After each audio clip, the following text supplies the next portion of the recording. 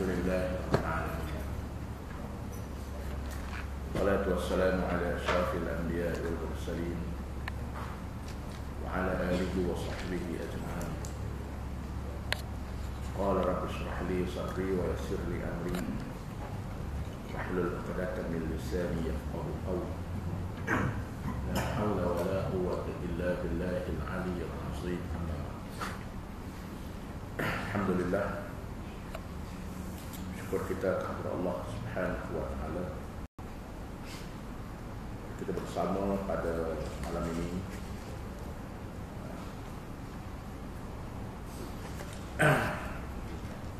InsyaAllah tuan-tuan, malam ini kita tengok surah yang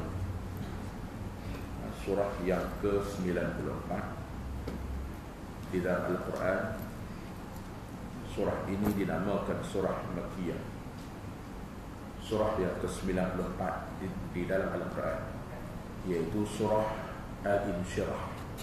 Surah Al-Insyirah, surah yang bermaksud kelapangan hati. Surah Al-Insyirah, surah yang ke-94 di dalam Al-Quran. Surah ini dinamakan surah Makkiyah, mengandungi 8 ayat. A'udzu billahi minasyaitonir rajim. Bismillahirrahmanirrahim. Alam nashrah laka sadrak wa wada'na 'anka wizrak alladhi anqadha zahrak wa rafa'na laka dhikrak fa inna ma'al 'usri yusra inna ma'al 'usri yusra fa idza faraghta fansab wa ila rabbika farghab.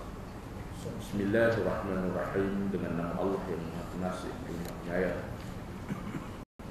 Alam nashrah laka sadrak wa Muhammad, bukankah kami telah lapangkan dadamu, wa wada'na 'anka wizrak, dan kami ringankan bebanmu dalam usaha menyampaikan dakwah. Alladhi anqadha zahrak, yang telah memberatkan tanggunganmu. Wa rafa'na laka dhikrak, dan kami telah angkatkan namamu di dunia dan di akhirat. Fa inna ma'al usri yusra, sesungguhnya selepas kesukaran itu akan ada kemudahan. Inna ma'al usri yusra, sesungguhnya selepas kesukaran itu ada kemudahan. Fa idza faraghta fansab, oleh itu apabila engkau telah selesai dari kegiatan, maka usahakanlah kegiatan yang lain pula. Wa ila rabbika farghab, dan kepada Tuhanmu tumpukan perhatian dan minta.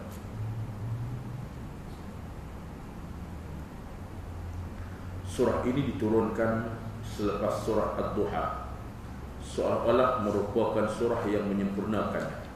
Dalam surah ini terdapat naungan kasih sayang mesra dan semangat berbicara dengan orang kesayangan. Di dalam surah ini juga disebut gejala-gejala dan peristiwa-peristiwa yang membuktikan inayah dan perhatian berat ilahi terhadap Rasulnya.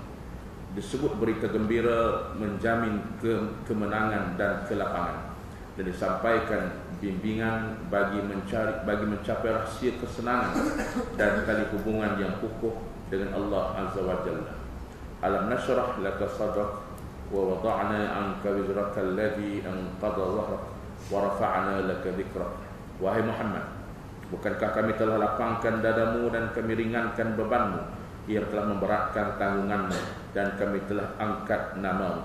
Ayat-ayat ini menyarankan bahawa jiwa Rasulullah sallallahu alaihi wasallam sedang mengalami kesulitan dan kesusahan dalam usaha menyebarkan dakwah yang ditugaskan kepadanya, dan dalam menghadapi berbagai-bagai halangan, rintangan dan tipu daya di jalan dakwah.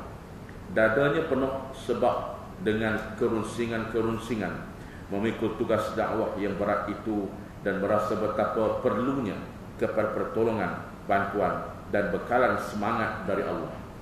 Wahai Muhammad, bukankah kami telah lapangkan dadamu, yakni bukankah kami telah bukakan dadamu untuk memikul tugas dakwah ini, dan kami berikan kemudahan-kemudahan kepadamu untuk melaksanakannya. Bukankah kami telah jadikan tugas dakwah itu satu tugas yang amat disukai hatimu, dan kami licinkan jalan-jalannya untukmu, serta kami terangi jalan-jalan itu hingga engkau dapat melihat penghabisannya yang bahagia. Wahai Muhammad, periksalah dadamu. Tidakkah engkau dapati tidakkah engkau dapati di lubuknya perasaan senang dan lapang hati, perasaan terang benderang oleh nur iman. Pulihkan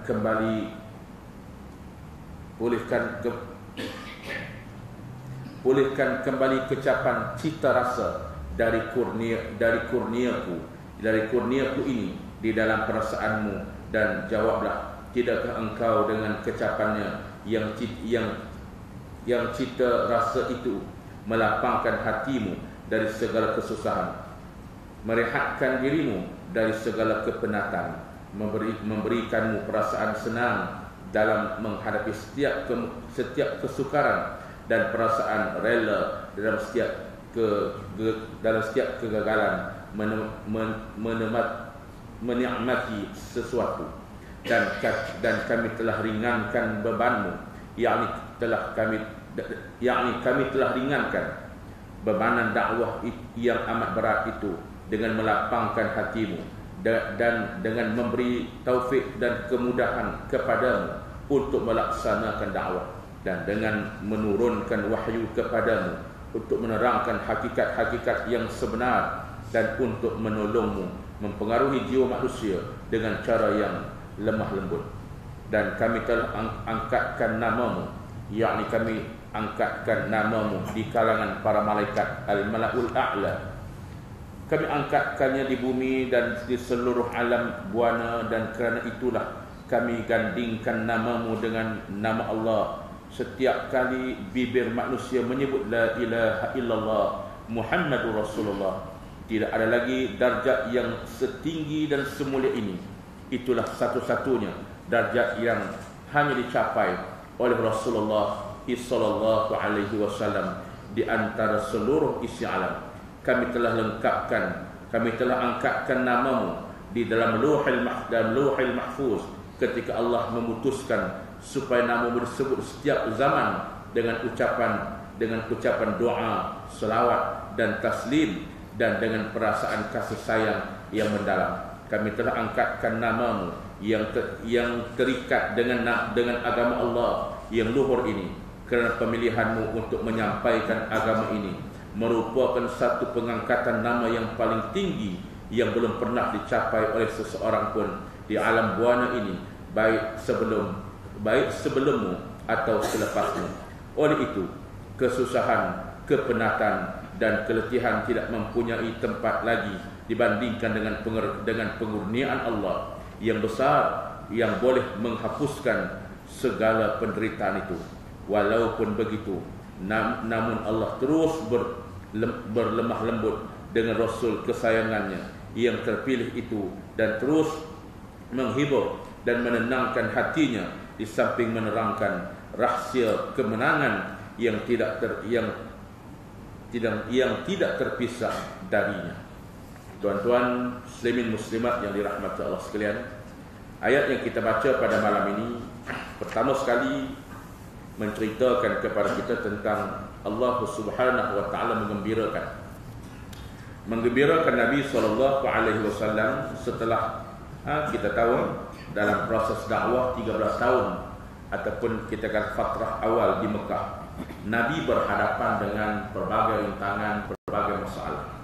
Kalau kita tengok tuan-tuan, saya nak bawa sikit sejarah agar kita boleh tengok, agar kita boleh nampak jelas kenapa Allah Ta'ala meringankan ataupun memberi kelunakan, memberi ketenangan hati kepada Nabi, yang mana Allah sebut bukankah kami telah lapangkan dadamu. Adakah maknanya sebelum ini Nabi berhadapan dengan benda yang berat. Kalau kita tengok tuan-tuan, apabila Nabi SAW, saya nak ambil fatrah bermula selepas perkahwinan baginda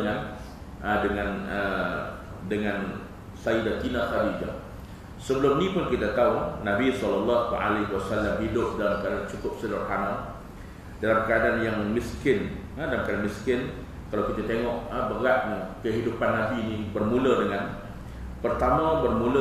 kelahiran Nabi SAW dalam keadaan yatim.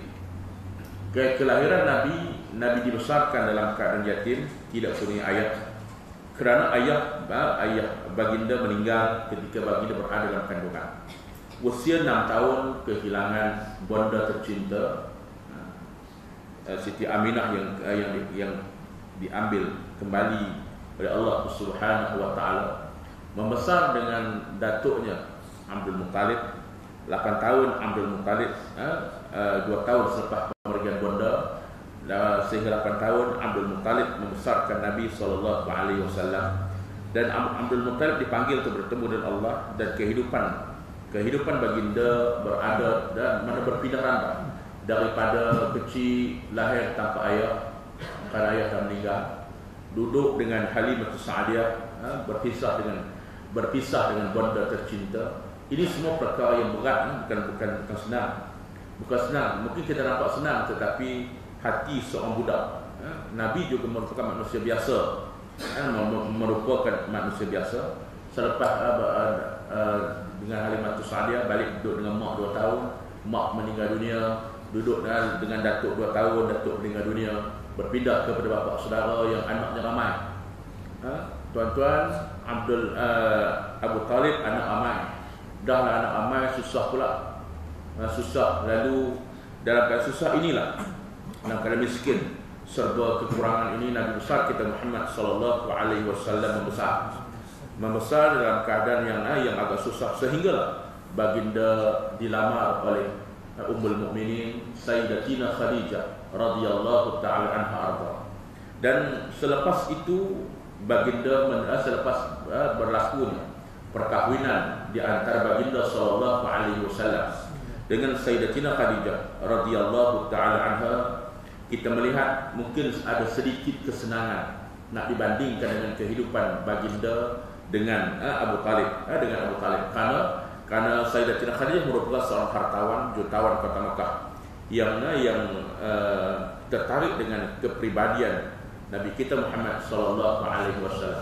Tetapi di saat inilah, di saat selepas usia 25 tahun, kita kata usia kematangan inilah, Nabi melihat suasana masyarakat Mekah yang ada pada waktu itu yang tidak serasi dengan jiwa baginda. Tuan-tuan, Nabi kita dipelihara oleh Allah. Nabi sebut Ad-Dabani Rabbi, Allah, yakni Tuhanku yang mendidik aku. Jadi berdasarkan pendidikan Rabbani ini, pendidikan daripada Allah, pendidikan langsung daripada Allah, di mana Nabi melihat suasana, adapun kita kata keadaan hidup masyarakat pada waktu itu tidak serasi dengan jiwa baginda. Kenapa? Karena masyarakat yang ada pada waktu itu yang pertamanya menyembah berhala. Mereka menyembah berhala, walaupun ada di antara mereka yang mengikut agama Hanifiyah. Hanifiyah ini iaitu yang mengikut agama Nabi Allah Ibrahim alaihissalam. Tapi tak ramai. Di antaranya ialah Waraqah bin Naufal, antaranya ialah seorang penyair Zuhair bin Abi Sulma. Ini antara beberapa orang yang ada di kota Mekah yang mengikut agama Nabi Allah Ibrahim alaihissalam. Tapi yang ramai, majoritinya masyarakat yang pada waktu itu menyembah berhala. Ada berhala-berhala besar. Begitu banyak berhala-berhala besar yang ada di sekitar kota Mekah. Termasuk di dalam Kaabah sendiri ada 360 berhala, yang mana masyarakat Quraisy ataupun mereka yang datang melaksanakan fardu haji, maka tawaf mengelilingi Kaabah itu. Dalam Kaabah ada 360 berhala. Ada 360 berhala yang ada dalam Kaabah. Lalu bukan sekadar menyembah berhala, bahkan masyarakat yang ada pada waktu itu hidup seperti binatang di rimba.